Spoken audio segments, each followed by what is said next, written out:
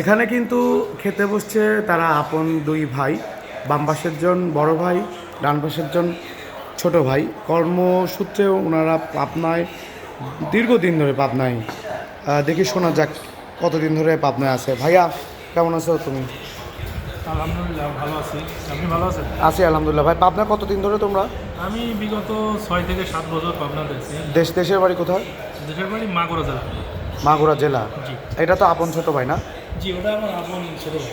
আচ্ছা, মানে দুইজন কি থাকা হয় একসঙ্গেই? জি, একসঙ্গে থাকি। ভাইয়া কি বিয়ে শাদী করছো? আমি বিয়ে করেছি কিন্তু ছোট ভাই করে না। ও আচ্ছা, এইরকম কি বাইরে খাওয়া দাওয়া হয় নাকি?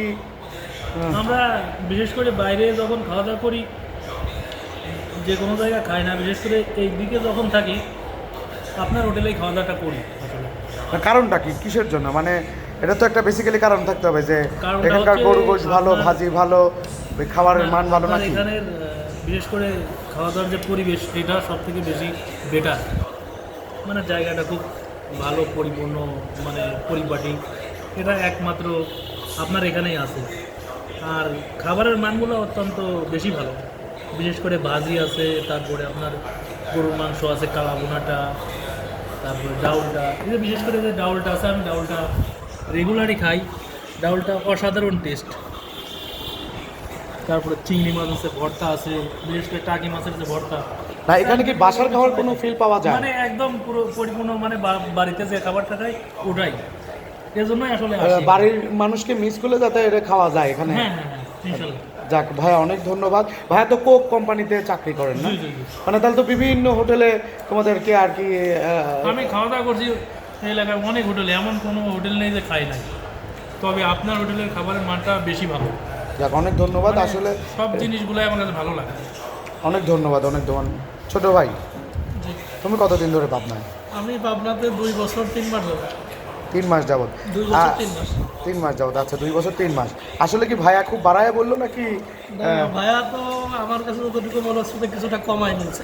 আচ্ছা, ভাইয়াই কমায় বলছে।